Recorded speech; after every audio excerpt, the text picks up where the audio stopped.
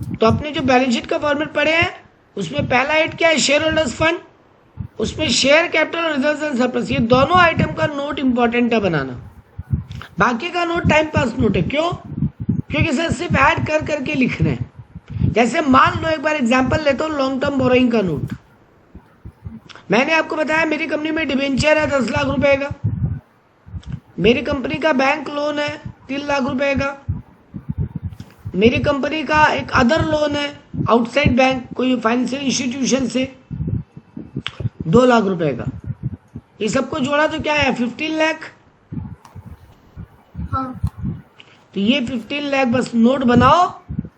ये नोट क्या चीज का बनेगा सर, लॉन्ग टर्म बोरोइंग का। तो लॉन्ग टर्म बोरोइंग का नोट बना, उसका टोटल हुआ और यहाँ ले जाके लिख दिया, नोट नंबर लिखा और यहाँ पे फिगर लिख दिया 15 लाख। समझ में आया बात? हाँ सर। ऐसे ही आपको बाकी आइटम का नोट है। मान लो यहाँ मेरा एक ट्रेड पेएबल है, अब मेरा 10 क्रेडिटर है बेटा। राम नाम का एक क्रेडिटर है, मोहन नाम का एक क्रेडिटर है, संतोष नाम का एक क्रेडिटर है, XYZ नाम के क्रेडिटर्स है। वो सबका अलग अलग फिगर होगा। हो सकता है राम मेरे से 3 लाख रुपया पाता है, मोहन मेरे से 1 लाख रुपया पाता है, XYZ मेरे से कोई मेरे से 20,000, कोई मेरे से 30,000, कोई मेरे से 10,000 रुपया पाता है। मैंने उस सबको नोट में ब्रेकअप लिखा, ट्रेड पेएबल का नोट बनाया। अब वहां पे बिल्स पेएबल भी होंगे कुछ। मान लो मैंने 3-4 बिल्स पेएबल एक्सेप्ट करके रखे, पार्टी ने मेरे ऊपर BR बनाया, मेरे बुक्स में क्या क्या लाएगा, बिल्स पेएबल। तो वो बिल्स पेएबल के मैंने अलग अलग नोट बनाए, bill payable 1, bill payable 2, bill payable 3, उनका भी यहाँ पे टोटल लिख लिया। ये सब जोड़ा और ले जाके ट्रेड पेएबल में नोट नंबर लिखा और उसका फिगर लिख दिया। समझ में आ रही है बात? हाँ सर। ऐसे मान लो यहाँ मेरे टेंजिबल एसेट्स है, तो लैंड है, बिल्डिंग है, मशीन है, फर्नीचर है, बहुत कुछ है। इनटेंजिबल एसेट है बहुत सारे, वो सब जोड़ा, फिक्स एसेट का नोट नंबर बनाया और यहाँ लिख दिया। मेरे स्टॉक में बहुत सारे स्टॉक है, रॉ मटेरियल का स्टॉक, फिनिश गुड्स का स्टॉक, अलग अलग टाइप के रॉ मटेरियल के स्टॉक, अलग अलग टाइप का फिनिश गुड्स बनता है मेरे यहाँ। मान लो मैं लेदर का बैग भी बनाता हूँ, लेदर का बेल्ट भी बनाता हूँ, तो बैग का स्टॉक, बेल्ट का स्टॉक, वो सब नोट में मैं एक एक करके अलग अलग लिखूंगा, टोटल करूंगा और ले जाके यहाँ इन्वेंटरी के सामने नोट नंबर दे के लिख दूंगा। तो बाकी सारा नोट क्या हो रहा है सर, सिर्फ आप ऐड लेस कर रहे हैं और लिख दे रहे हैं, ठीक। लेकिन अब नहीं, Yes, sir. ये दोनों के नोट, शेयर कैपिटल और रिजर्व एंड सरप्लस के नोट ऐसे टाइम पास नहीं है। इनका एक प्रॉपर चीजें हैं जो वहां पे आनी चाहिए, ठीक। क्या? तो देखो एक एक करके चालू करते हैं। पहले शेयर कैपिटल का नोट। सबसे पहले मेरा एक बात समझना, अब नहीं, कंपनी की बात हो रही है यहाँ पे, सोल प्रोप्राइटरशिप या पार्टनरशिप बिजनेस नहीं। तो कंपनी जब क्रिएट होती है ना बेटा, तो मेरे को ROC में जाकर रजिस्ट्रेशन करवाना पड़ता है।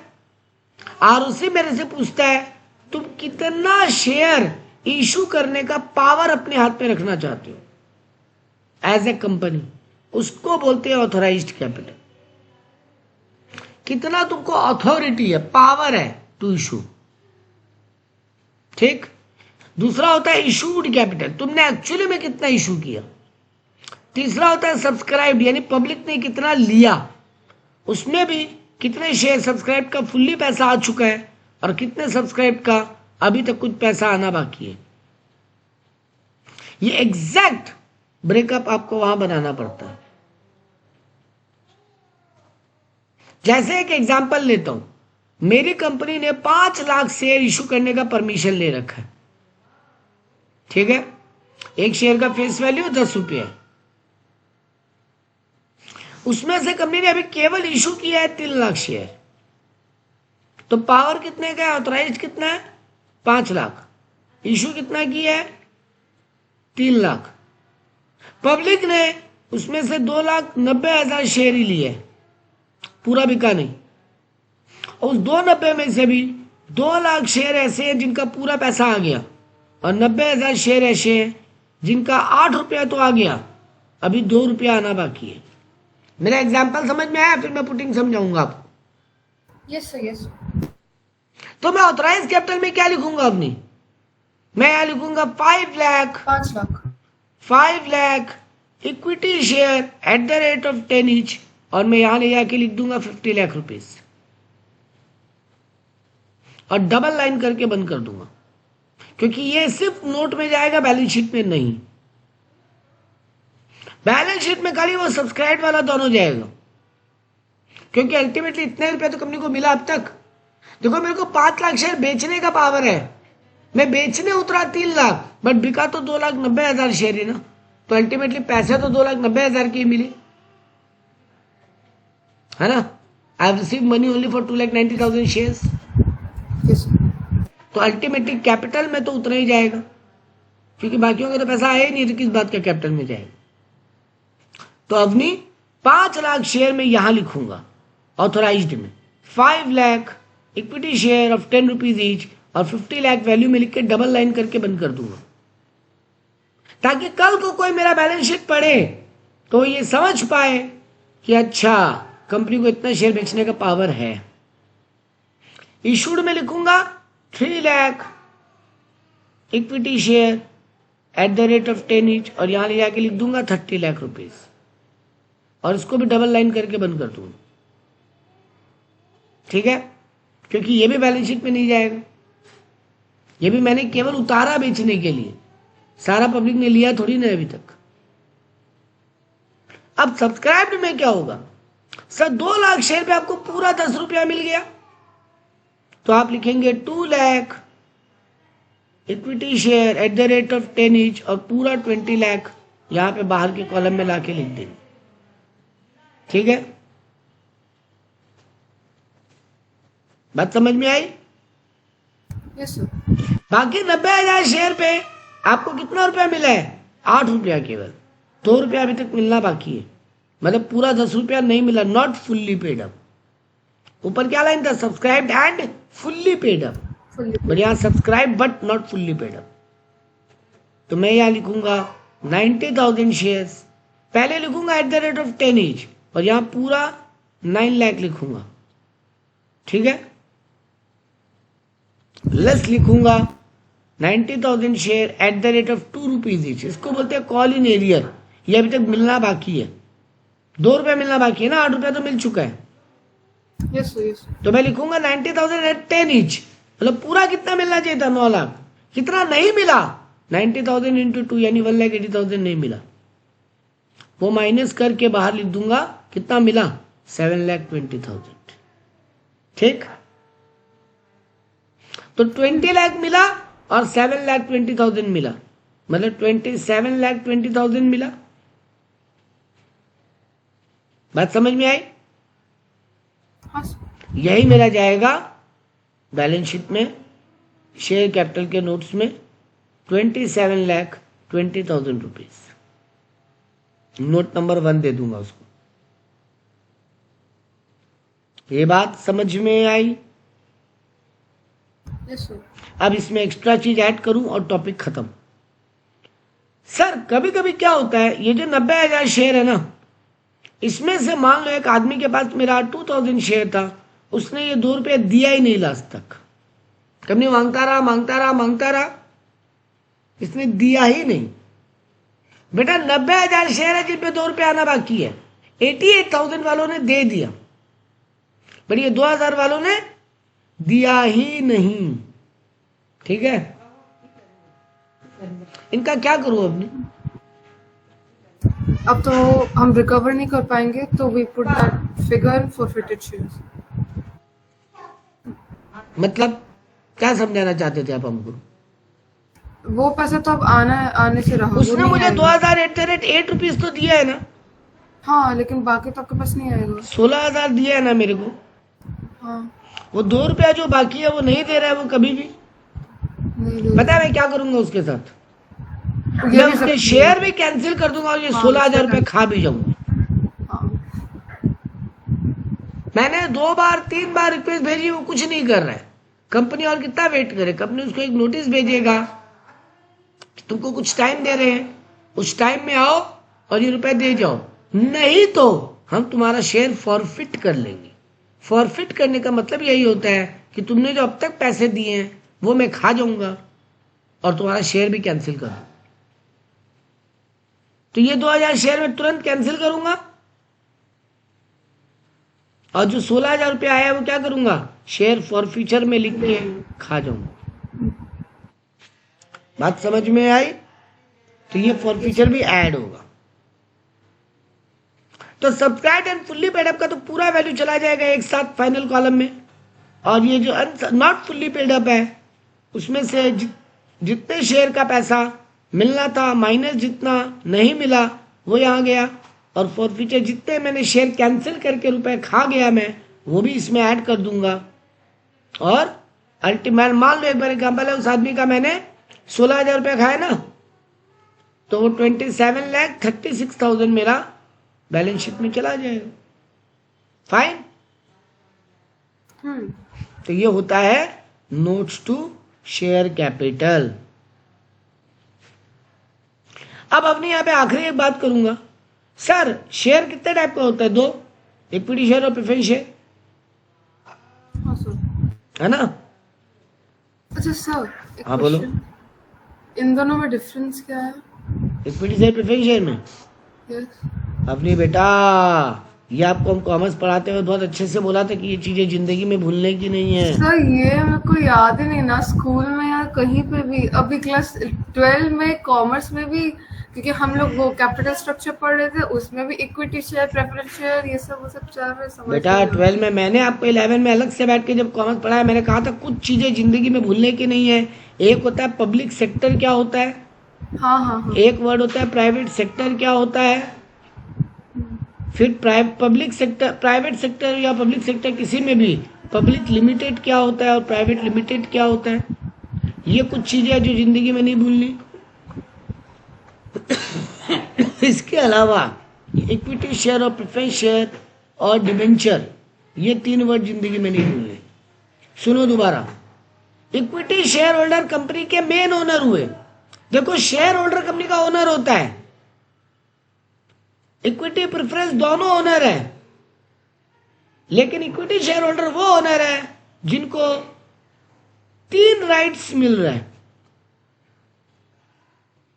या यूं कहूं तो प्रेफरेंस शेयर होल्डर कौन होते हैं, पहले वो समझो तो इक्विटी एक बार समझ में आएगा। ये कंपनी के ओनर तो है लेकिन इनको वोटिंग पावर नहीं है, वोटिंग पावर नहीं है। ये कंपनी का एनुअल जनरल मीटिंग होता है ना, शेयर होल्डर्स मीटिंग, उसमें वोट नहीं करेंगे, ये खाली प्रेफरेंस शेयर की मीटिंग में वोट करेंगे। 1 नंबर बात। 2 नंबर बात, इनको फिक्स डिविडेंड मिलेगा। इनका डिविडेंड प्रॉफिट के हिसाब से चेंज नहीं होगा। अगर कंपनी को प्रॉफिट हुआ है तो इनको तो फिक्स डिविडेंड मिलेगा, चाहे कंपनी को ज्यादा प्रॉफिट हो चाहे कम। ठीक। और तीसरा और आखिरी बात, जब कंपनी बंद होगा, कंपनी बंद होने को क्या बोलते हैं, winding up. Winding up. Winding up के टाइम में इनको इक्विटी के मुकाबले पहले पैसा मिलेगा। They will get refund on winding up before equity. Preference share holder, इसीलिए इनका नाम प्रेफरेंस है, इनको प्रेफरेंस मिल रहा है, पहला मौका मिल रहा है। इनको डिविडेंड भी पहले मिलेगा इक्विटी के मुकाबले, और इनको इनका रिफंड भी पहले मिलेगा इक्विटी के मुकाबले। लेकिन इनका डिविडेंड फिक्स होगा। अब इक्विटी में क्या होगा, सर वोटिंग राइट होगा, सर डिविडेंड फ्लक्चुएटिंग होगा, कंपनी पे डिपेंड करता है, प्रॉफिट हो तो भी नहीं दे सकता है, लॉस होने पर तो डिविडेंड नहीं मिलेगा, वो तो कॉमन बात है। प्रॉफिट हो बट कंपनी को लग रहा है नहीं इस बार डिविडेंड नहीं देंगे, नहीं दे सकता। कंपनी को लग रहा है इस बार ह्यूज डिविडेंड देंगे, ह्यूज दे सकते।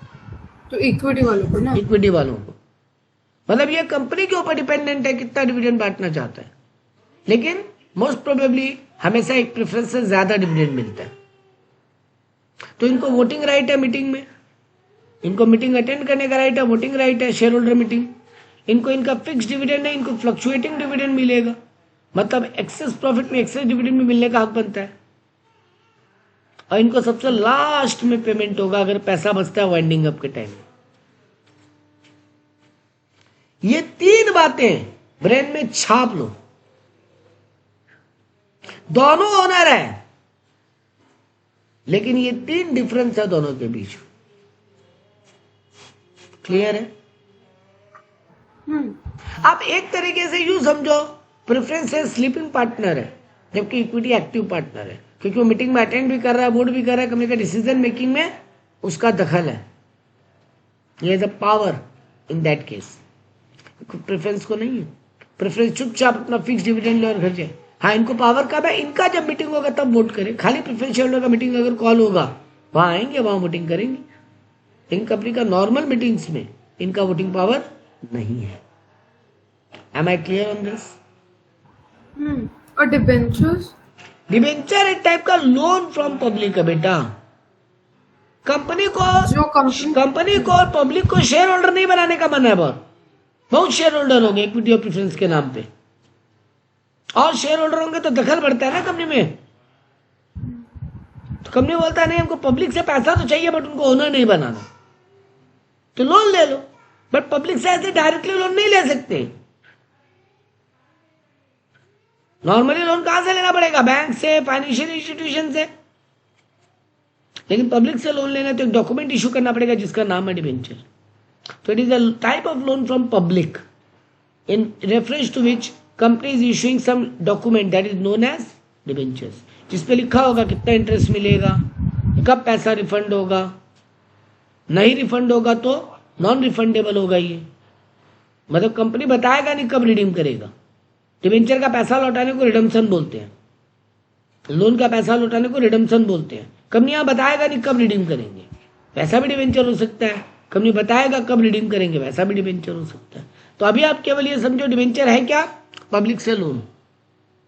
इसीलिए देखो प्रेफरेंस और इक्विटी को हर साल क्या मिलता है? डिविडेंड। डिबेंचर्स को इंटरेस्ट। लेकिन इनको क्या मिल रहा है? डिबेंचर्स को इंटरेस्ट। लोन पे ब्याज चुकाते हैं ना, और ऑनर को प्रॉफिट में शेयर देते हैं ना। कॉमन सेंस में यही बोलोगे ना, जो मालिक है उसमें प्रॉफिट में हिस्सा मिलता है सर, और जो लोन देता है उसको केवल ब्याज मिलता है सर, इंटरेस्ट। है ना ये कॉमन सेंस आपका? तो यही कॉमन सेंस अप्लाई कर लो। Dividend is nothing, it is share in every years profit. ठीक, अब याद रहेगा। इसको इस जन्म में आप अपना नाम भूल जाना, ये मत भूलो। तो पब्लिक सेक्टर प्राइवेट सेक्टर क्या होता है, पब्लिक लिमिटेड प्राइवेट लिमिटेड क्या होता है, ये प्रेफरेंस शेयर इक्विटी शेयर क्या होता है, डिबेंचर क्या होता है, ये भूलने लायक बातें नहीं है बेटा। यही आपका फ्यूचर है। I hope I am clear on this. Notes clear हो गया शेयर कैपिटल का? यस। अब आए। हाँ, और सर एक कंपनी होती है जिसका क्रेडिट वो बहुत स्ट्रांग होता है, तो वो पब्लिक से डायरेक्टली लोन ले सकती है। पब्लिक से डिपॉजिट ले सकती है बैंकों की तरह, उसको लोन मत बोलो बेटा। डिपॉजिट उस चीज को क्या बोलते हैं? Normal public deposit. Public deposit. Okay, उसको बोलते हैं, नाम ही उसका पब्लिक डिपॉजिट है। ठीक है ना? ओके। अब आता है अगला क्या चीज, रिजर्व्स एंड सरप्लस। इसका नोट देखा जाए तो बहुत आसान है बेटा। एक एग्जांपल लेके समझाता हूं, और यही नोट सारे रिजर्व्स के लिए कॉमन होगा। मतलब एक तरीके से समझो, जितने टाइप का रिजर्व का नाम आएगा सबके लिए यही नोट कॉमन होगा। सर क्या है वो काम की बात? तो चलो पढ़ते हैं, यहां जगह रखते हैं। मान लो मेरी कंपनी का पिछला साल जनरल रिजर्व था 50,000, ठीक है, पिछला साल। तो वो इस साल क्या बन जाएगा? ओपनिंग। ठीक बात? पिछला साल का प्रॉफिट से रिजर्व क्रिएट किए थे 50,000 रुपए का। इस साल मेरे को और 3 लाख का प्रॉफिट हुआ, और मेरा टारगेट है कि 10% और रिजर्व क्रिएट करें। तो इस बार न्यू क्रिएशन ऐड होगा 30,000 का। Clear on this? लेकिन इस जनरल रिजर्व में से इस साल 10,000 रुपये यूज भी हुआ कोई काम के लिए, तो लेस यूटिलाइज्ड 10,000। मेरे पास इस साल के एंड में कितना रिजर्व बचा? 70,000 है। 50 प्लस जैसे 30 ओ 80 वो ऑलरेडी माइनस 10 50 है। अच्छा वो मेरे को 50 था। 3 दिख रहा हाँ था। ठीक है, कोई बात नहीं। ओके 50,000 मेरा ओपनिंग रिजर्व था, पिछले हाँ साल हाँ का कंटिन्यूड।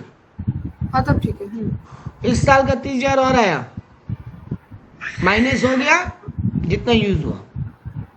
यही काम हर रिजर्व के लिए करना है बेटा। मान लो मेरा पिछला साल कैपिटल रिजर्व 15,000 था, इस साल हम ऑल कैपिटल रिजर्व क्रिएट किया 5,000 का, तो मेरा कितना होना चाहिए? 20,000। अगर कुछ यूटिलाइज नहीं हुआ तो ये 20 ही रह जाएगा क्लोजिंग, ठीक बात। और अगर कुछ यूज हुआ है तो सर माइनस करिए। मान लो 2,000 का रिजर्व यूज भी हुआ है, तो सर आपका 18,000 का रिजर्व बचा, ठीक है ना? I am clear on this? Yes yes. वैसे मेरे पिछले साल का सरप्लस, सरप्लस मतलब क्या होता है? Sir after all reserves what ever undistributed profit remain with the company. क्या बोला? After all reserves creation undistributed profit left with the company. Company अपने नेट प्रॉफिट का क्या क्या करता है? 4 काम। थोड़ा कॉर्पोरेट टैक्स यानी कंपनी टैक्स गवर्नमेंट को, बाकी थोड़ा डिविडेंड इक्विटी और प्रेफरेंस को, थोड़ा पैसा कई एक टाइप का रिजर्व्स में डाल देता है इस साल के प्रॉफिट से, बाकी बचा हुआ को बोलते हैं सरप्लस यानी undistributed profit. Am I clear on this? ये बातें भूलने की नहीं है, ये बातें ब्रेन में एकदम छपी होनी चाहिए एवरी टाइम। तो कंपनी जो पैसा रिजर्व में डाल रहा है रिजर्व में ऐड करते जा रहे हैं आप, अलग अलग नाम से ऐड किया ना, new creation of reserve, current year reserve, और जो बच गया वो क्या है? करंट ईयर का और सरप्लस। लेट से मेरा 3 लाख का प्रॉफिट हुआ था, हम उसमें से कितना का जनरल रिजर्व क्रिएट कर दिया इस बार? 30,000। 5,000 का हम क्या क्रिएट कर दिया? Capital reserve. कितना बचा? 35,000 रिजर्व जाने के बाद। 3 लाख में से 35,000 गया, है ना? मान लो मेरा कंपनी इस बार 20,000 का डिविडेंड भी बांट दिया है, तो वो भी माइनस करेंगे, ठीक बात।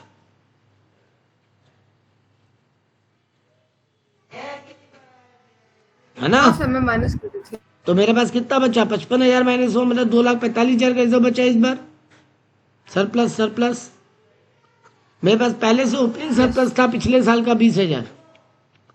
जैसे इस साल का 245 बचा, पिछले साल भी मेरे पास 20,000 का सरप्लस बचा था, वो भी तो कंटिन्यू आएगा। ये बात समझ में आया जो हम बोल गए अभी अचानक में इतना स्पीड में? नहीं आप रिपीट करिए। रिपीट सुनो, ऐड की। रिपीट सुनो, ये बहुत काम का बात बोले हम। मेरे पास इस साल का करंट ईयर का सरप्लस 2,45,000 बचा है। यस वैसे ही पिछले साल भी सब कुछ बांटने के बाद कुछ सरप्लस बचा होगा, यस। वो तो कंटिन्यू होते जाते हैं एवरी ईयर।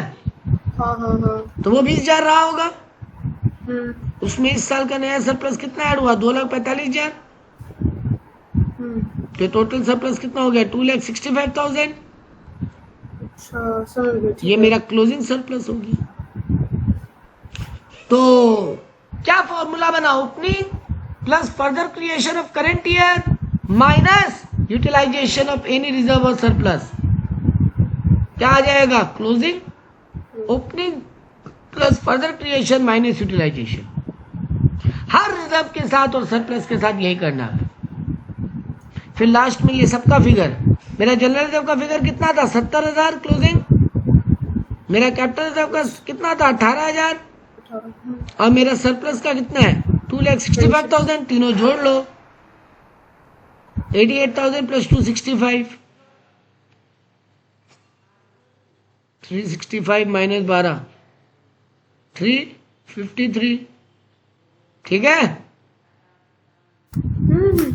70,000 plus 18,000 plus 2,65,000।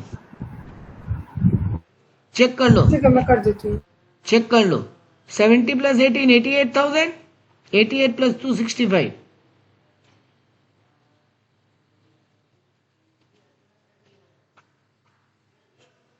कितना आ रहा है?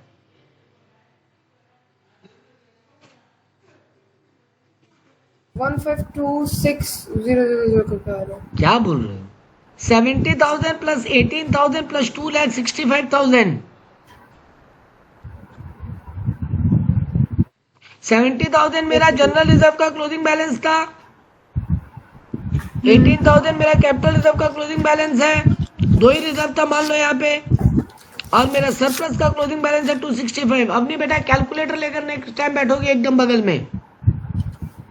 हाँ सर है 70,000 हुआ, 18,000 हुआ, 7 that's 35,000 नहीं 3,53,000 उधर नीचे। एग्जैक्टली 3,53,000। कैलकुलेशंस पे कंट्रोल अगर खराब है you will be in deep deep deep trouble. तो वो 20,000 ऐड करना ओपनिंग बैलेंस से, वो करने वो तो हम ऐड कर ही लिया था। 20 प्लस 2,45 तो 2,65। हाँ तब ठीक है। 265 is closing surplus, 18,000 is closing capital reserve. Sir 4 lakh आ रहा है। कैसे आएगा बेटा? नहीं मतलब 4,61,000। 2,65,000 प्लस 18,000 प्लस 70,000। ठीक से कैलकुलेटर चलाओ अपनी। Erase everything.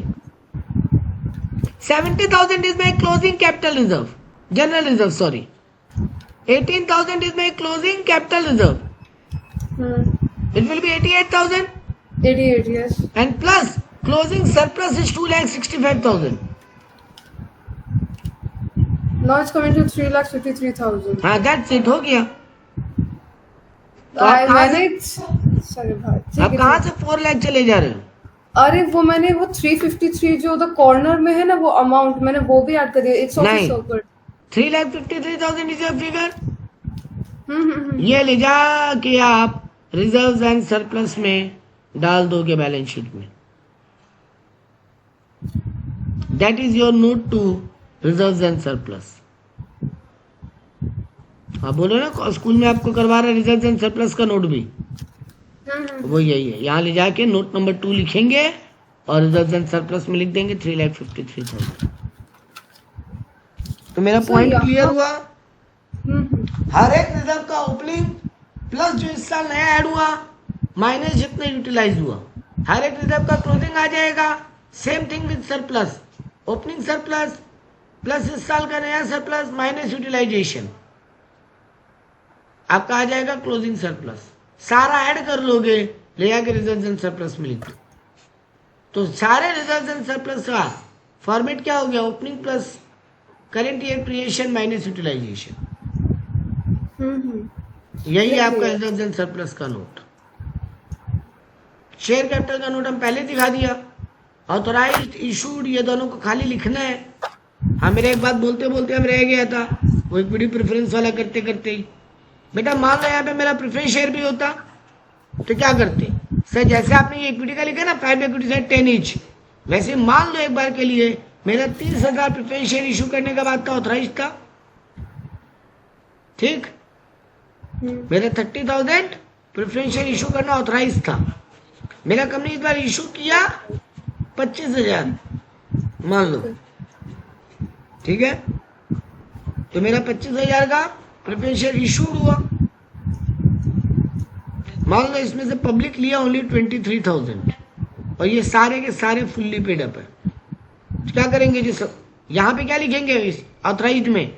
30,000 preference share eight the rate of 10 each है मान लो एक बार के लिए, तो 3 लाख यहाँ आएगा।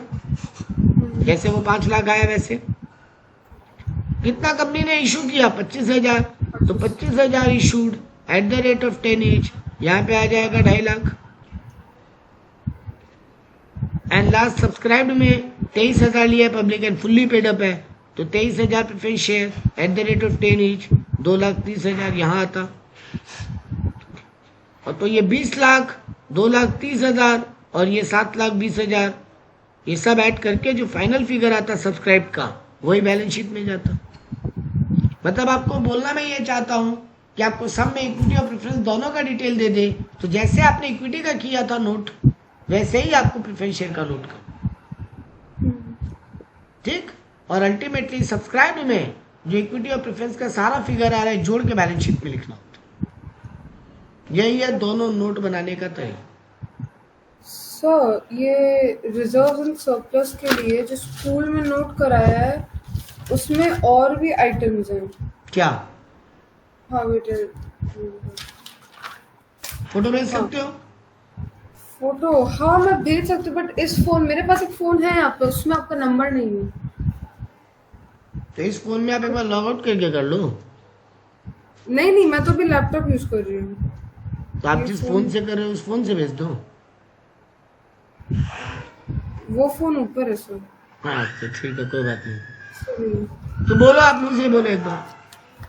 ठीक है, जैसे रिजर्व एंड सरप्लस है, उसके अंदर अंडर आया सब हेड में कैपिटल रिजर्व, फिर वो normal opening balance, add additional transfer during the year, फिर क्लोजिंग बैलेंस, उसके बाद सब part B capital redemption reserve. इसमें वही कुछ तो मैंने amount- कहा अवनी बेटा कि बहुत सारे रिजर्व हो सकते हैं।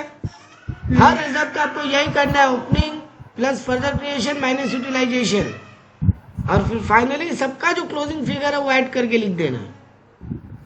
ठीक है। वही तो मैंने कहा, यहाँ पर एक नहीं कई रिजर्व हो सकते हैं। ये देखो आपके स्क्रीन पे, capital reserve, capital redemption reserve, security premium reserve, debenture redemption reserve, revaluation reserve, surplus, other reserve, tax reserve, general reserve, amalgamation reserve, subsidy reserve.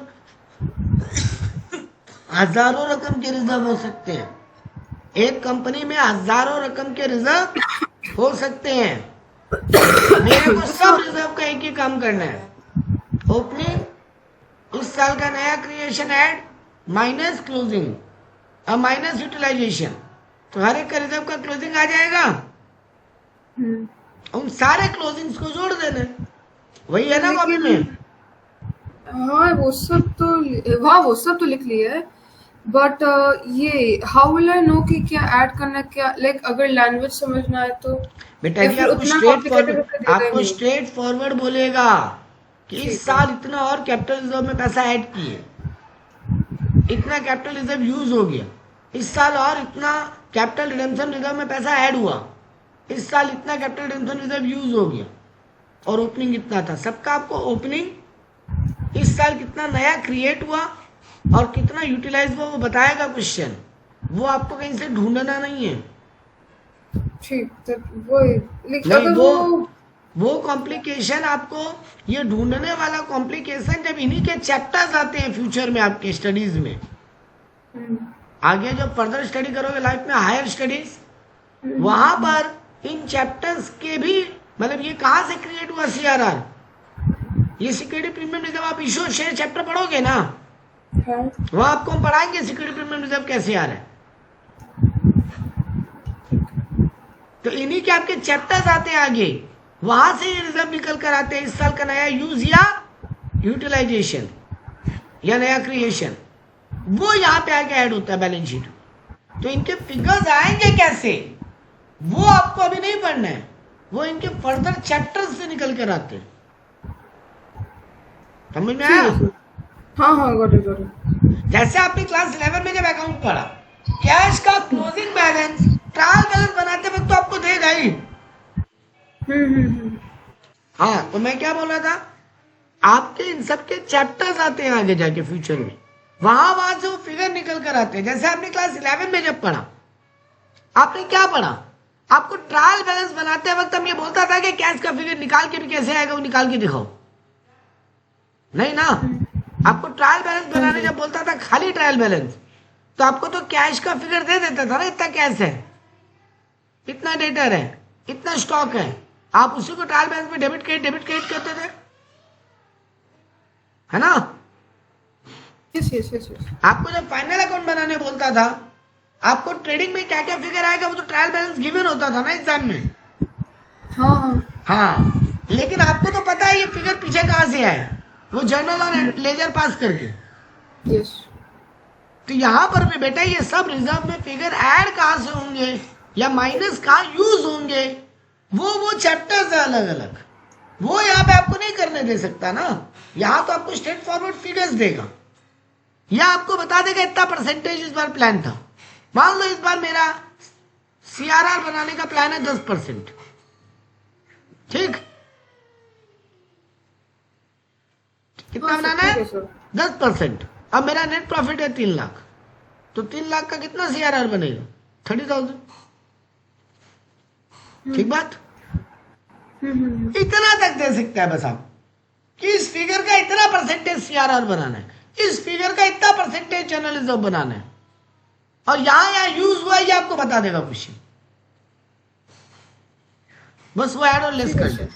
ठीक है, तो आपको ब्रेन में एक ही चीज फिट करना है, opening plus further creation minus utilisation. Figures आपको क्वेश्चन दे देगा, ये हर एक रिजर्व और सरप्लस के साथ आपको करना है, और सारों का क्लोजिंग फिगर आपको एक जगह ऐड ऑन करके बैलेंस शीट में लिखा। ठीक है, हाँ। तो यही आपको करना। अब नाउ आप हमको अपना वो चैप्टर का PDF जब दोगे आप हमको सम्स का, वो करेंगे तो हम आपको दिखाता जाएगा, देखो कैसे बनना। ठीक है सर। और हेड सबहेड वाला देखो, यही मेरा जो PDF है, जो आपको हम फॉरवर्ड नहीं किया ना, आई थिंक ये किया ये PDF फॉरवर्ड आपको।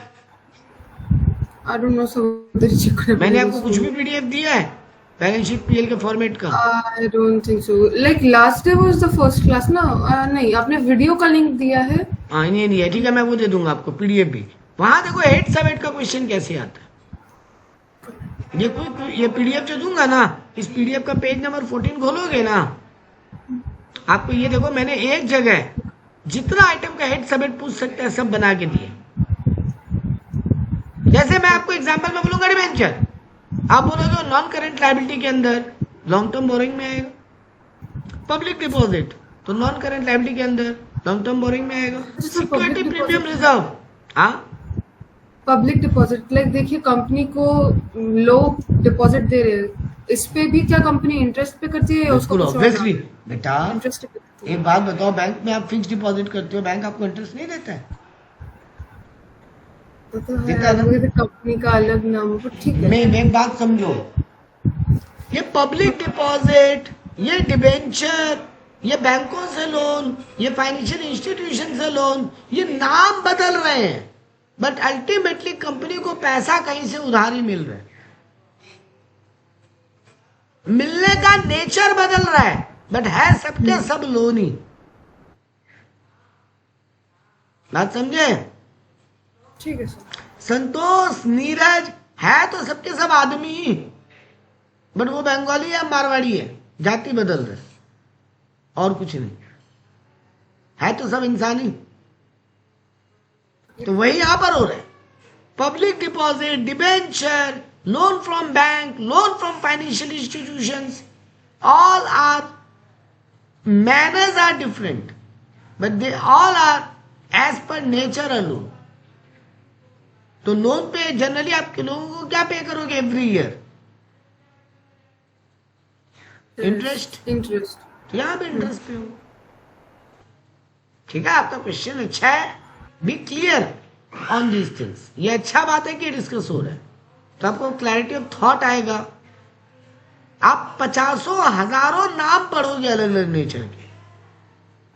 कंपनियां पैसा लेन देन करने का सबका नामकरण एक नहीं कर सकती ना बेटा। हाँ वही, एक फैमिली में 4 बच्चे हैं, चारों का नाम नीरज तो नहीं रख देंगे ना। होगा क्या उससे? सर कंफ्यूजन हो जाएगा ना, किसको आवाज दे रहे हैं। तो एक बैलेंस शीट में या एक PL में हम सारे लेजर एक ही नाम से क्रिएट कर दे, loan loan loan loan loan loan, it will be a confusing thing ना, कौन सा loan. That's why we are naming it differently, but characteristics wise they are same. ठीक है, ओके, यस सर। जैसा मैंने यहाँ कहा सिक्योरिटी प्रीमियम रिजर्व, हेड क्या होगा? शेयर होल्डर्स फंड, सब हेड क्या होगा? Reserve and surplus. अब देखो यही नाम बदला, सिक्योरिटी रिजर्व की जगह अगला है कैपिटल रिजर्व। सर है तो रिजर्व ना, तो हेड क्या होगा? शेयर होल्डर्स फंड, सब हेड क्या होगा? Reserve and surplus. Forfeited share अभी अभी सीखियो, कहाँ आएगा? सर नोट टू अकाउंट में आप उसको subscribe not fully paid up में ऐड कर रहे थे, देखो मैंने कैसे बोल दिया। सर आप उसको नोट्स टू अकाउंट्स में, शेयर कैपिटल का नोट्स टू अकाउंट्स में, subscribe but not fully paid up में ऐड कर दे रहे थे, है ना? यस।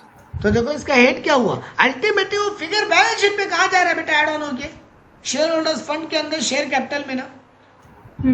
देखो भाई लिखा, शेयर होल्डर्स फंड के अंदर, सब्सक्राइब कैपिटल के अंदर जा रहा है एडिशन के थ्रू। इंटरेस्ट ड्यू है बेटा, कहा जाएगा बताओ, इंटरेस्ट देना बाकी है डिवेंचर पे, वो लायबिलिटी है। Very good. और कौन सा लायबिलिटी है, करंट लायबिलिटी के नॉन करंट? Current liability. अब उसमें भी हाँ यहाँ पे लिखा हुआ अदर करंट लायबिलिटी। एग्जैक्टली, दिखा, ऐसे आपको आइटम पढ़ने हैं और एग्जाम में बताना है, उसका हेड सबमिट किया। एक क्वेश्चन तो ऐसा आएगा, एक क्वेश्चन आएगा नोट्स वाला, फाइन। जैसे देखो हमें क्रेडिटर बोला, क्रेडिटर कहाँ आएगा सर, करंट लायबिलिटी के अंदर trade payable, bills payable, current liability के अंदर ट्रेड पेएबल। कस्टमर से एडवांस मिला है, लायबिलिटी है कि एसेट? देखो 3 कैरेक्टर में सोचना है, 3 पॉइंट पे इवेलुएट करो चीजों को।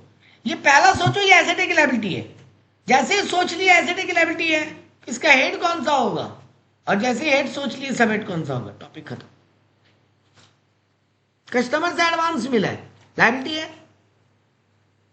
हाँ है। लॉन्ग टर्म की शॉर्ट टर्म? सर ऑब्वियस बात है, कस्टमर 1 साल के लिए पैसा देके नहीं भूलेगा। कस्टमर आपको पैसा एडवांस देके गया, उसको बहुत जल्दी सामान चाहिए होगा। आप किसी दुकान में जाके पेमेंट करके आ जाए तो बोलता बना के दे देंगे, तो आप उसको बोलते कि ठीक है 1 साल बाद आते हैं लेने। हम टेलर के पास गया, हम हमको शर्ट सिल के दे दो, बोला एडवांस पैसा दे दो, हम उसको एडवांस पैसा दे दिया। अब हम उस टेलर के पास 1 साल के बाद जाएगा क्या अपना शर्ट लेने? नहीं ना, नहीं। तो ये करंट लायबिलिटी है सर। बेटा ऐसे बाजार की तरह इवेलुएट करना सीखोगे, रट रट के हम ऐसा 1 करोड़ आइटम दे सकते हैं आपको ट्रायल बैलेंस में, फाइनल अकाउंट में। हाँ बिल्कुल, 100 करोड़ आइटम। मेरे भाई पूछ रही है क्या 1 करोड़ आइटम? हम बोले 1 करोड़ नहीं, 100 करोड़ आइटम है ऐसा। एक कंपनी में एक्सपेंसेस किस किस नेचर के हो सकते हैं, एसेट लायबिलिटी किस किस नेचर का हो सकता है, इसका कोई लिमिट नहीं है ना। ये इंक्लूसिव लिस्ट है, एग्जॉस्टिव नहीं है, एंडलेस है। तो आप याद करने बैठे तो मर जाओ। तो कस्टमर एडवांस या लायबिलिटी है, करंट लायबिलिटी है। अब करंट लायबिलिटी में कितने सब हेड है? 4। पहला शॉर्ट टर्म बोरिंग, क्या ये कोई पैसा उधार लिए हो? नहीं, तो शॉर्ट टर्म बोरिंग नहीं है। ट्रेड पेएबल, क्या किसी से रॉ मटेरियल या गुड्स उधार लिए हो? नहीं, तो कस्टमर एडवांस पैसा देकर गया। क्या ये कोई प्रोविजन है? नहीं, ये शॉर्ट टर्म प्रोविजन में नहीं है। बचा क्या? Other current liability. ऐसे इवेलुएट करते हैं, पहले हेड ढूंढ लो, अब उसके जो सब हेड है उनमें इवेलुएट करो, ये कौन से हेड में कौन सा सब हेड में जा सकता है। समझ में आया? जैसे एक लास्ट आइटम आज के लिए, अनक्लेम डिविडेंड। क्या होता है अनक्लेम लायबिलिटी? बोल रहे थे पहले जो पढ़ा, पहले बात समझो ये है क्या अनक्लेम डिविडेंड। मीनिंग क्लियर करो ब्रेन में। कंपनी डिविडेंड डिक्लेयर किया होगा, सब लोगों ने ले लिया होगा, कुछ लोग बाकी होंगे जब तक लेने नहीं आए होंगे। क्लेम नहीं किया अपना डिविडेंड अभी तक। क्या ये लोग 1 साल 2 साल 5 साल सोते रहेंगे कि आ जाएंगे बहुत जल्दी? आ जाएंगे। क्या ये पैसा देना एसेट है कि लायबिलिटी है? लायबिलिटी है। पहला तो लायबिलिटी है सर, दूसरा करंट की नॉन करंट? तो करंट। अब करंट में ना तो हम किसी से पैसा उधार लिए, तो शॉर्ट टर्म बोरिंग है नहीं, ये कोई प्रोविजन बनाना हुआ नहीं, क्योंकि कंपनी डिविडेंड डिक्लेयर कर दिया तो अब ये प्रोविजन नहीं है। ठीक है। और तीसरा बात, ये कोई टाइप का ट्रेड पेएबल भी नहीं है, सामान तो उधार दिया नहीं है मेरे को, तो बचा क्या? You have to play like this. इसीलिए मैंने ये पीडीएफ बनाया, यहाँ पर मैंने जितने आइटम ऑलमोस्ट बन सकते हैं 3 पेज में सबको एक जगह कवर किया। मेरा नहीं है, कोई बुक का ही है, बट मैंने उस बुक से इसको अलग से इसका स्क्रीनशॉट लेके उसको पीडीएफ बनाया, अपने पीडीएफ में ऐड किया। देखो 3 पेज में सारा आइटम जितना हो सकता है दुनिया में आपके लेवल पे, और तो एंडलेस है, बट आपके लेवल पे इससे बाहर आइटम नहीं है। तो 1 घंटा बैठोगे, हर आइटम को पढ़ो, हेड सबमिट गेस करो, एंड देन चेक इट। ठीक है।